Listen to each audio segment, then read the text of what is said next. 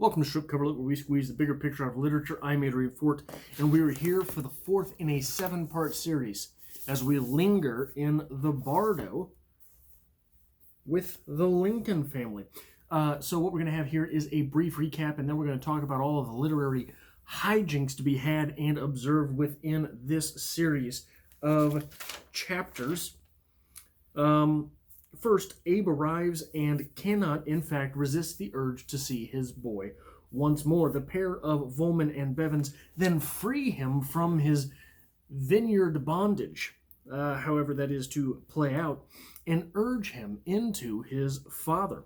The Bardo responds to Abe coming back by everyone, goddamn everyone, showing up this time, coming in to have a word with old Abe present.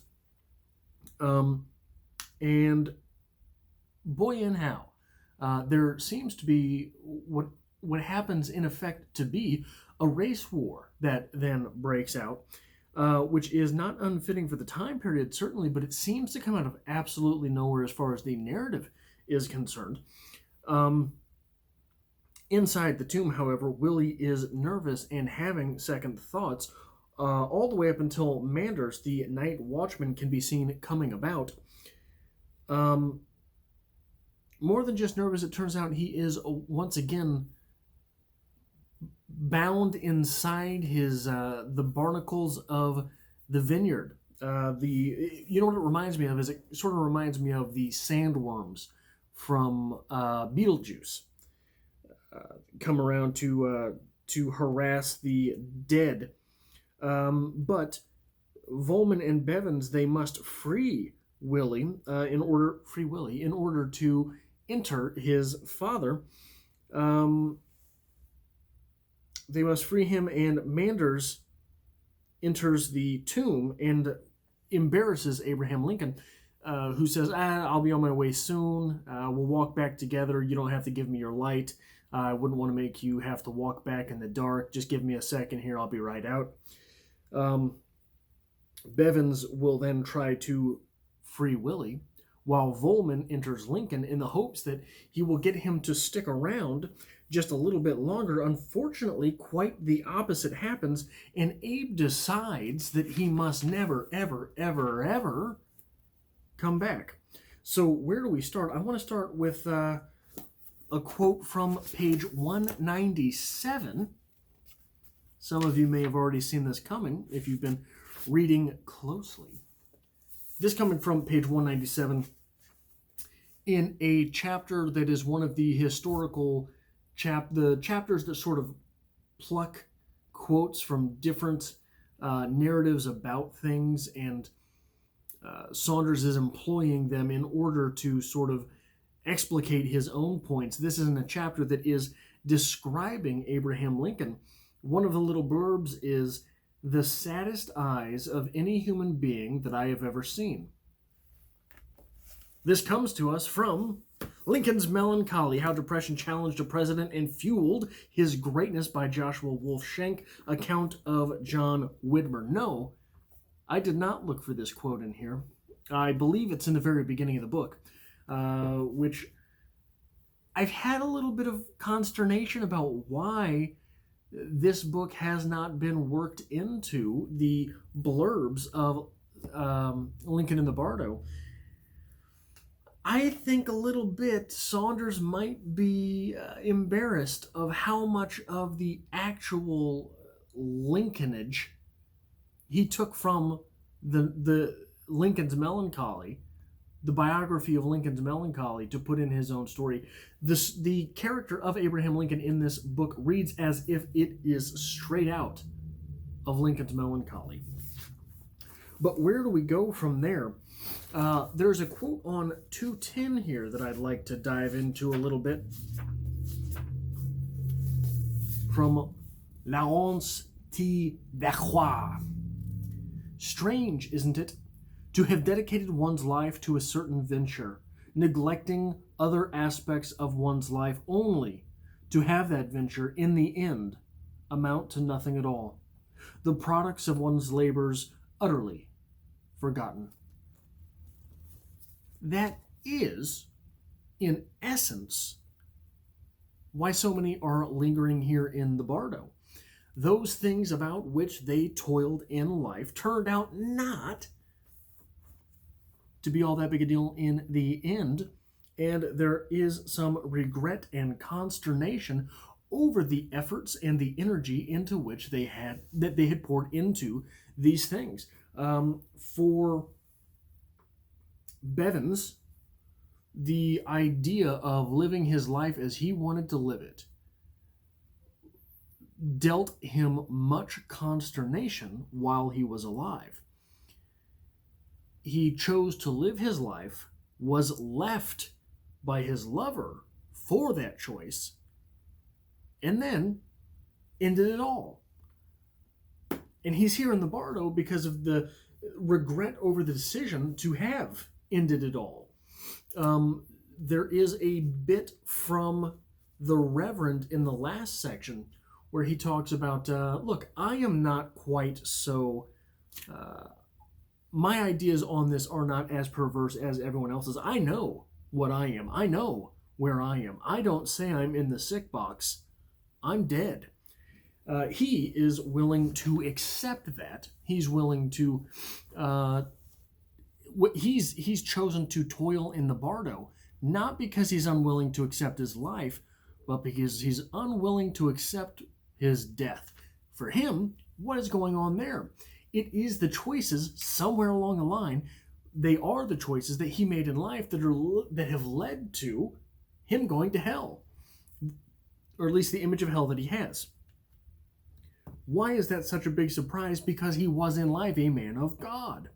Then we have Volman, who had entered to a marriage of arrangement and figured out love from there. Love with his wife, and was just about to consummate that love for the very first true time when all this happened, and he was in his sick box and pooped his pants.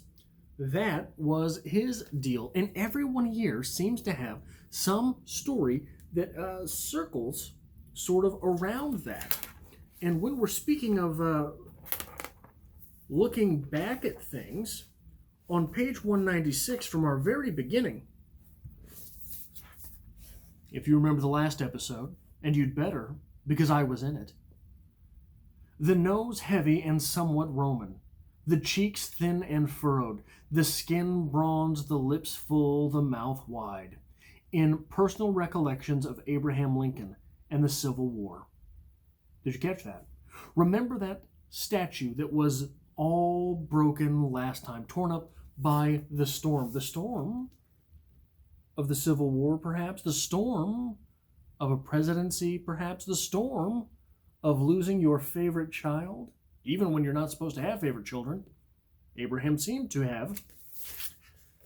That statue does, in fact, it seems, represent Abraham Lincoln. On what level, I am not quite sure yet. But as Saunders is so apt to doing, he's going to leave you clues, and he's not going to make you stray far, to see them, to find them, to pick them up.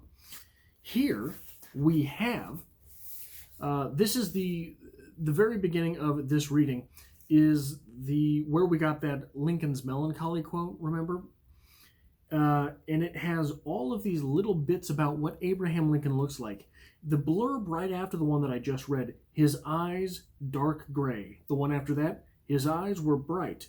After that, gray-brown eyes. After that, his eyes were a bluish-brown. After that, his eyes were bluish-gray in color. All of these different representations of Abraham Lincoln's eyes. Do we remember way back in the beginning of the book, up here on page 19, when the Lincolns were throwing that party, the party during which young Willie was dying? They throw this party and they're distracted. It's just something they have to do because Abe is the president of the United States. And during this, Willie dies. And you've got all of these firsthand accounts of what the moon was like that night. Many guests recall the beautiful moon that shone that evening. In several accounts of the evening, the brilliance of the moon is remarked upon. A common feature of these narratives is the golden moon hanging quaintly above the scene. There was no moon that night, and the sky was heavy with clouds. A fat green crescent hung above the mad scene like a stolid judge. The moon that night was a yellow-red, as if reflecting the light of some earthly fire. So what we're doing there is we are separating those things which are observed versus what is absolute fact, but they're remembered the way they're remembered because of the things that are going on, not because of the truth of the events.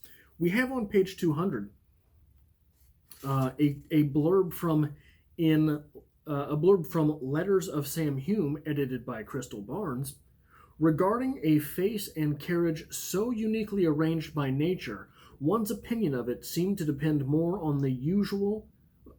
than usual on the predisposition of the observer. This is in the same chapters. We're getting all of these contradictory explanations of what it is Abraham Lincoln looks like.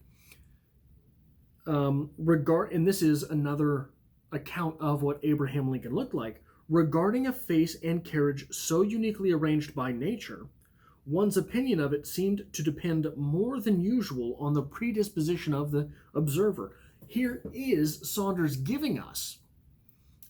This is why I'm including all of this. This is why I'm telling you all of these contradictory things, because they're coming to you from someone's feelings, from someone's emotions, from someone's account of things, not from a photograph, not from a recording, not from a video. But they're remembered this way, and they're remembered this way for a reason. And why are they remembered in those ways? Well, we have on 242 further examples.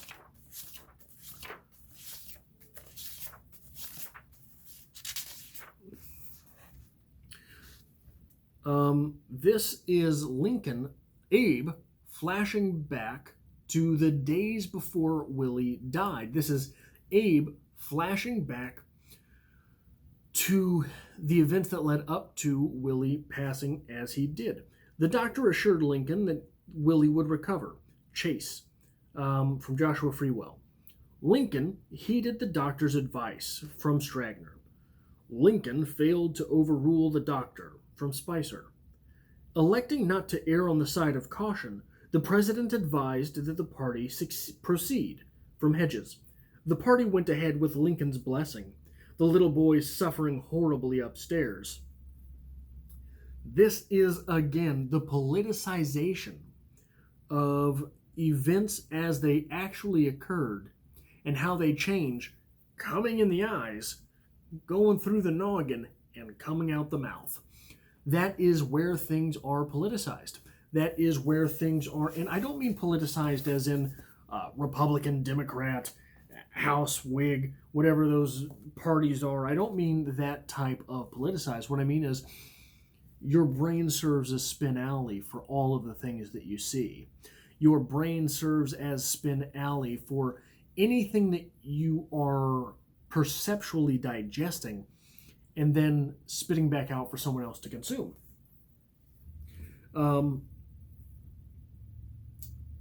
Which sort of makes me question a little bit. I think you'll understand what I mean by the race war that broke out in this set of chapters. We get a lot of things that come at us real quick, and it is sort of difficult to understand exactly what we're doing here, because one of the things that happens is that it is consumed by the rest of the chapter. We've got all of these people that come out of nowhere because Abe has shown up, and they start fights with one another. And I'm not sure exactly what it is. Obviously, it mirrors the Civil War, but why Saunders buttresses this up so close to the things going on with Willie, I'm not sure. It is something that will be necessary, I think, to keep our eyes on moving forward, because I think we could get an answer with Saunders in relatively quick fashion. What am I doing here? So the next thing I want to talk about comes from page 237 into 238. Lincoln exercised no government of any kind over his household. His children did much as they pleased. Many of their antics he approved, and he restrained them in nothing. He never reproved them or gave them a fatherly frown. This from in Life of Lincoln by William H. Herndon and Jesse W. Welk. I want to give you a little, we're going to go back to Lincoln's Melancholy here for a couple little bits of reading. The first coming to us from page 107 of this text. 2 years later, Lincoln learned that his father was sick and dying. 3 letters came to Springfield imploring Lincoln to visit. He finally wrote to his stepbrother that he hadn't replied because, quote, because it appeared to me that I could write nothing which could do any good, end quote. He could not visit because he was too busy with work, but said to give his father this message, quote, say to him that if we could meet now, it is doubtful whether it would not be more painful than pleasant, but that if it be his lot to go now, he will soon have a joyous meeting with many loved ones gone before, and where the rest of us, though the help of God, hope ere long to join them, end quote. Tom Lincoln died 5 days later, Tom being his father. His son did not attend the funeral or mark his grave. Coming to us from 115. It is poignant to consider that Lincoln, estranged from his father, so often practiced an art that he learned in part from the old man. Quote, Thomas Lincoln could beat his son telling a story, cracking a joke, end quote. Said Lincoln's cousin, Dennis Hanks, and that a man who traveled so far and suffered so much found his simplest form by going home in the landscape of his imagination. So, there is an observable distance between Abraham Lincoln and his father, Thomas. Why is this necessary to observe? Because what we're doing is we're talking about Abraham being a father and his relationship with his sons. But why was there that distance? We get this on page 238 as well in Lincoln and the Bardo. Any man who thinks that Lincoln calmly gathered his robes about him, waiting for people to call him, has a very erroneous knowledge of Lincoln. He was always calculating and always planning ahead. His ambition was a little engine that knew no rest. We don't often hear about Abraham Lincoln and his ambition. We often hear about Abraham Lincoln, the country bumpkin with an aw shucks attitude. This is not the case. So why do we hear this? Why do we get this? Why do we get an Abraham Lincoln who loves his sons so fiercely that he cannot discipline them, but who had such a distance from his father, he didn't even go to see his funeral. He didn't even go to his own father's funeral. Now, things were a little bit different back then. Obviously, death was very much more at the forefront of the mind than the back, as it is today. As more people die in the hospital or hospice or whatever today than back then. But travel was not all that easy. You weren't hopping on a flight on Friday and coming back to work on Monday. It wasn't like that. But still, this must have been a considerable distance. And I want to go a little bit into perhaps why that is. On page 15 of Lincoln's Melancholy, Lincoln was lazy, a very lazy man, remembered his cousin Dennis Hanks. He was always reading, scribbling, writing, ciphering, writing poetry, etc., etc. Lincoln had a reputation for being a bit of a dunce in his younger years. He was the lazy kid who did reading was not as valued back then as it is today. Back then, if you were reading, it was seen as you were skirting out on your work. On the kissing page to that, page 14, in the emotional development of a child, pervasive tension can be just as influential as loss. Lincoln's relationship with his father, the only other member of his nuclear family who survived, his mother was dead, was so cool that observers wondered whether there was any love between them. The relationship was strained by a fundamental conflict. From a young age, Abraham showed a strong interest in his own education. At first, his father helped him along, paying school fees and procuring books. Quote, Abe read all the books he could lay his hands on, end quote, said his stepmother, quote, and when he came across a passage that struck him, he would write it down. Then he would rewrite it, look at it, repeat it, end quote. But at some point, Tom Lincoln began to oppose the extent of his son's studies. Abraham sometimes neglected his farm work by reading. Tom would beat him for this and for other infractions. So there we have a fundamental split between father and son. Son likes to read. Father says, "Quit all that goofy shit. You've got logs to collect, right? Whatever it is, we gotta have a fire, son, and you're in here sitting on your ass reading." So because reading was not associated with reading used to be associated with entertainment. Reading used to be associated with stories, just story, as if like today I think of television. I think of television as pretty throwaway. There's nothing really heavy going on there. It's just Friends and Big Bang Theory? I don't know. I haven't had television in 15 years. I don't know what people watch.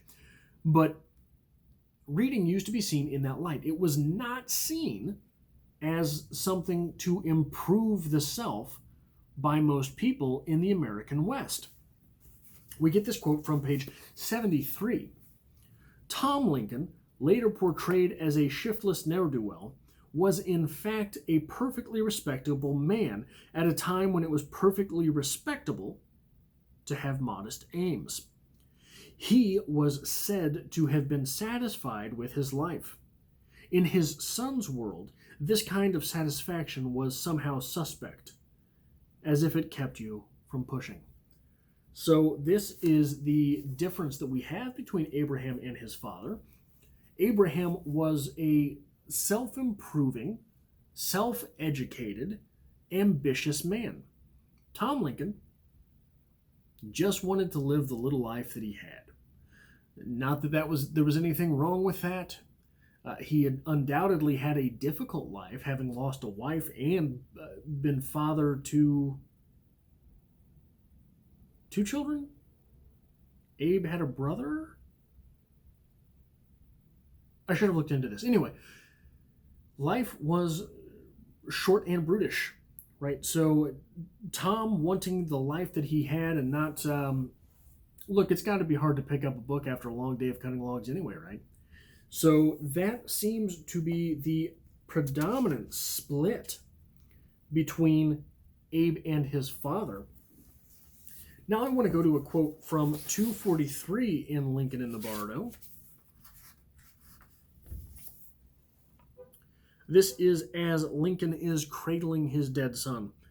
If there ever really was a Lazarus, if there ever really was a Lazarus, there should be nothing preventing the conditions that pertained at that time to pertain here and now.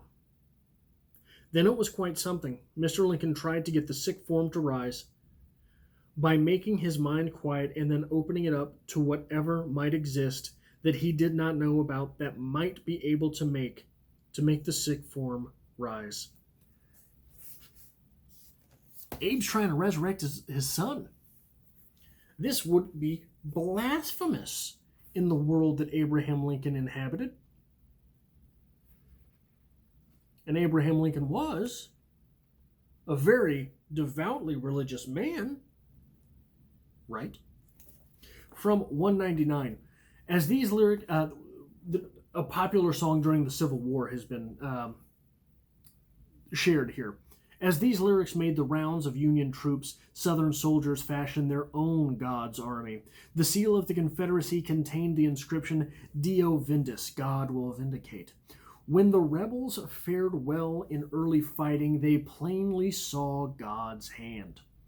Lincoln cut straight to the contradiction on both sides, assuming that God was on their side. Quote, both may be, and one must be wrong, end quote. Not one. Not he, not Julia Ward Howe, not Thomas Stonewall Jackson, the pious and fierce Southern warrior, knew just what God intended. None of them. Quote, we must work earnestly in the best light he gives us, end quote. Lincoln wrote, quote, trusting that so working still conduces to the great ends he ordains, end quote. Once a minister remarked to Lincoln something along the lines of, I hope the Lord is on our side. Lincoln did not agree, adding in substance, I hope we are on the Lord's side. This would have been quite shocking to someone of the day as well. But this is a deeply religious man. Coming to us from 82.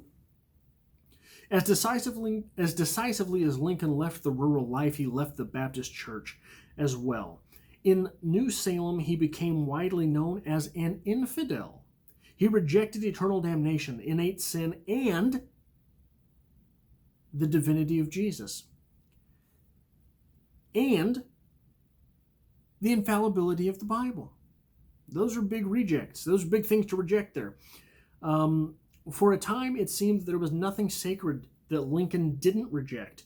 He recited the poetry of Robert Burns, the notorious Scottish freethinker. He carried around a Bible, reading passages and arguing against them, in reaching the point where it hurt Lincoln politically, with people loudly refusing to vote for a man with such shocking views. When Lincoln put his ideas about the Bible and Christ on paper, even one of his fellow skeptics thought he'd gone too far, and he threw the manuscript into the fire. Lincoln never joined a church, but this didn't mean he was indifferent to moral and existential matters.